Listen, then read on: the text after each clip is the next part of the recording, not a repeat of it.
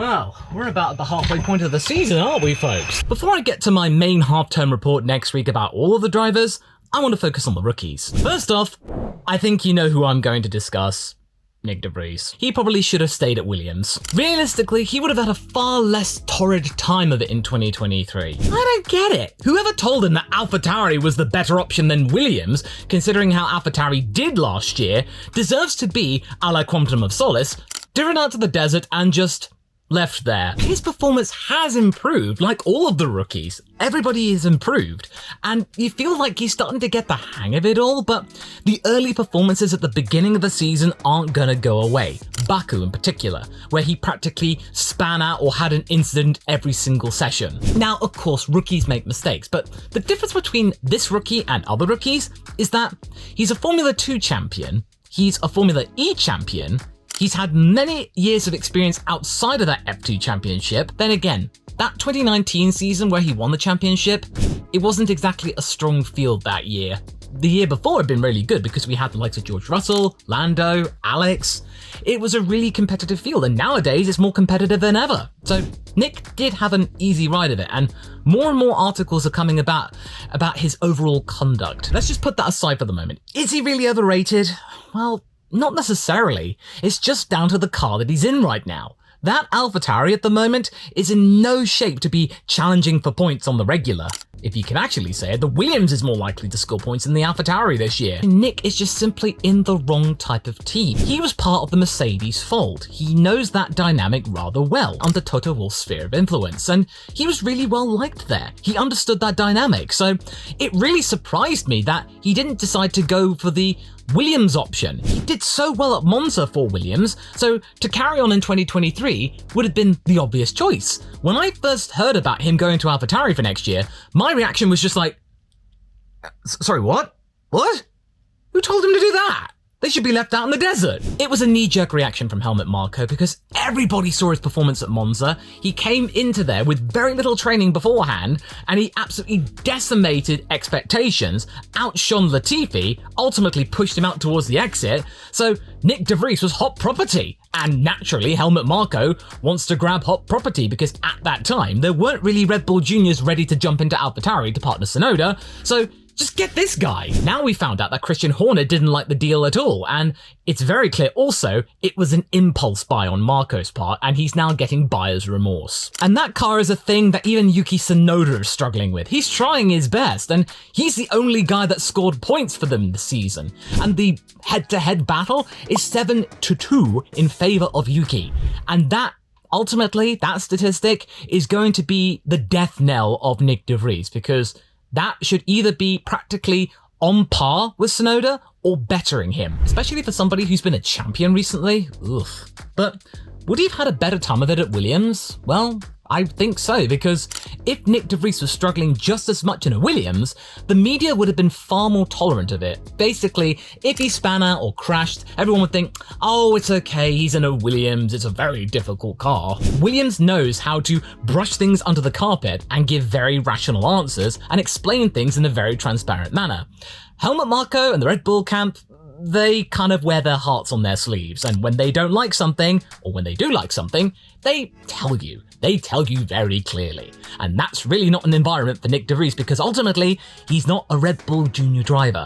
And that really means that you have to step it up even more than the likes of the Red Bull Juniors in order to impress the likes of the higher-ups there. And he's not doing that. Nyck de Vries is fighting a very steep uphill battle right now, and he's losing. He should be doing better, but I can't blame him for struggling at the moment because the entire F1 circus has turned against him.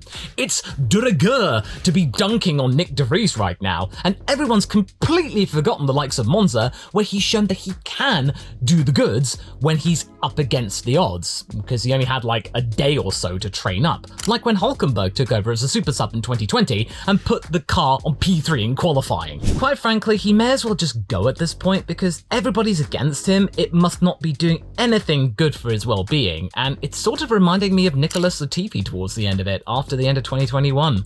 Now, Nicholas Latifi's nowhere to be seen on social media. After Abu Dhabi last year, he's just gone. No one really knows what he's up to. I hope he's alright. Is he a good driver? Of course he is. He's in Formula 1. You have to be good to get there, but again, should have probably stuck at Williams. Now, speaking of Williams, next up is Logan Sargeant. He should have had a second year in Formula 2, there I said it. In fact, that was the plan, according to Williams. He was meant to have 2 years in Formula 2 to really develop his craft. After a fairly successful rookie season, where he got enough points to justify being in Formula 1, the plan would have been to be in 2023, develop his skills even further, potentially going for the Formula 2 World Championship, or certainly being in the top 3, going up with the likes of the Mercedes junior Frederic Vesti and the Sauber Academy driver Théo Pourchaire. Then coming into Formula 1 in 2024, and all would be well, and especially since Williams now are in an upward trajectory, I think the 2024 car will be even better, a more solid midfield pack, and then Logan would have come in and scoring some points and be absolutely bonza. But we didn't get that. Latifi was dropped, Nyck de Vries got pinched by Alphatauri, so Williams were in a bit of a corner. And this was before Mick Schumacher became available too. And I'm pretty sure that if Mick Schumacher became available sooner, then Toto would have put him in at Williams for 2023. But we didn't get that. We got Logan, who was the reserve driver. And as far as I'm concerned, he's doing the business given the circumstances. Come on. Rookie drivers don't get nearly as much time as rookie drivers did back, say, 15, 20 years ago.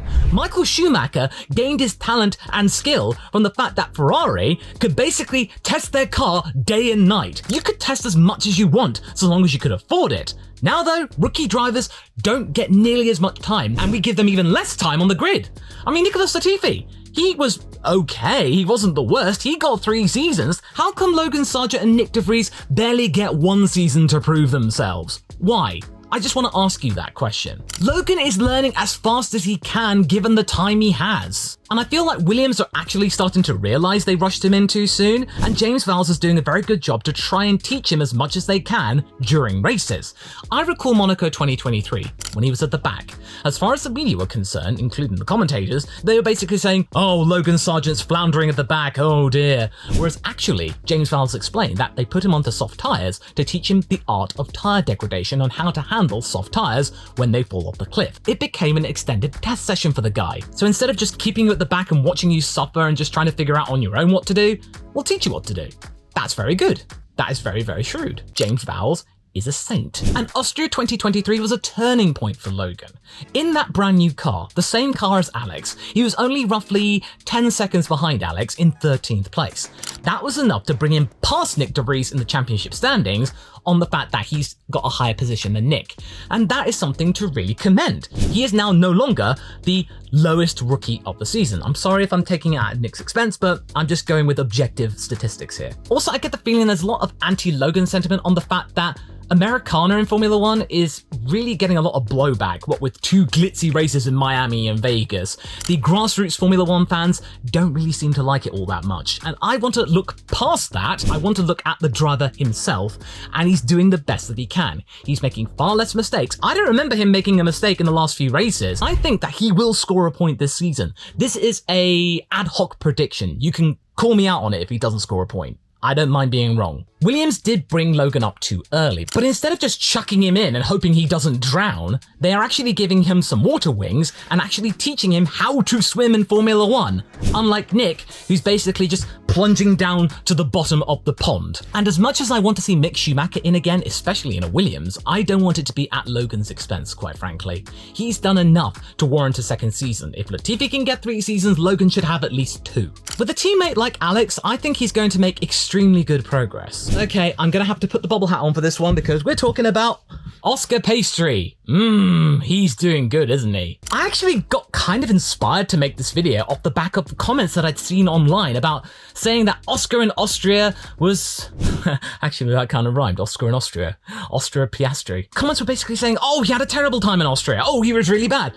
Did you see that double overtake between Leclerc and Albon? That was mighty. Some people aren't remembering the fact that Lando is in the much better car. Oscar's gonna get the new car this time out at the British Grand Prix, not in Austria. He had the old one and he was languishing down there, showing that they definitely have made progress. McLaren were right to do that in that sense because, okay, they got a benchmark, they're doing something right, because upgrades can sometimes go wrong. Also, apart from Canada, Oscar's made very few mistakes, and when he did make that mistake in Canada in Q3, he openly put his hand up and said, yep, okay, sorry, that was me. That was like my first wall collision in like 5 years. He's also the only rookie so far to actually score some points, and he's actually scored more points than Zhou Guanyu. And with these upgrades coming from McLaren, he could easily be getting double figures by the end of the season. Not only that, but he's the only rookie this year to actually make his teammate look over his shoulder a little bit. Lando, I think, is aware of his talents. In the early stages of the season, the Saudi Grand Prix in particular, there was that moment when they both got into Q3 and Lando made that mistake at the beginning of the race, then he also made that mistake in quali, and that kind of made Oscar look really good by comparison. Lando does tend to make some kind of unforced errors at the beginning of races. We all saw that at the Spanish Grand Prix this year. And Oscar has been a little bit cleaner in a way. But I feel like he's got a better benchmark because Lando knows what a good McLaren car is all about, and he wasn't in a good one, so therefore he wasn't in a good state of mind, whereas Oscar began with a very mediocre car, so as far as he's concerned, it's just going up and up and up by now, so he's going to get even better. And this is great, especially after his tumultuous way into Formula 1 with that whole Alpine contract shenanigan, and then him being vilified by the media, him and Mark Webber being persona non grata, then being called underhanded, and Otmar actually calling them out on it, even though Alpine were the ones to mess up the whole contract thing. Check out Josh Revel's video about that up top. He goes into far more detail than I could right now. So Oscar's job for 2023 was just to keep quiet, get your head down, learn the car, just don't make any scenes, okay? Be like a mouse, be bland. And thusly, it actually made me feel like he doesn't have really much personality, does he? He was very vanilla at the beginning of the season because he was trying not to make any more enemies after 2022. And that was the right thing to do. Go in there and let the car do the talking. But in Austria, I feel like the wall is coming down. That bit when one of the jetpack guys in Austria actually fell down and it looked like he'd been hurt, it cut to Oscar Piastri and he made that really funny face. And that was showing a little bit of humour, and people kind of warmed up to him in a way. He did become a bit of a meme for that weekend. And everyone was now starting to think, okay, he's a bit of a cheeky chappy, he's alright.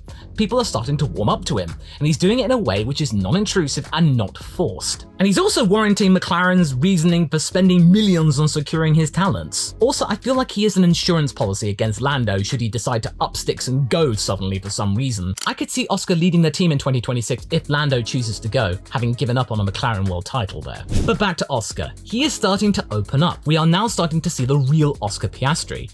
And in an MCL 60, which is getting better and better by the race, literally, up until Hungary, he is going to be showing all of his talents and why he was able to be a back-to-back champion in Formula 3 and Formula 2. We can now even start to see him even give Lando some trouble, make him look over his shoulder all the more, and realize that, hey, now he's got a challenge. He can now actually have somebody who could disrupt his place as the team leader, because this is the first season, I think, that Lando is genuinely the team leader at McLaren. Daniel Ricciardo was supposed to be the figurehead, Carlos Sainz was when he was there with Lando, but now I feel like there's no bones about it. Lando is the leader. He's not just the leader out of chance. But Oscar, I feel like he could destabilize that if he keeps progressing the way he is. But what do you think about the rookies? Do you have one that you actually prefer over the other? Do comment below. I look forward to reading them.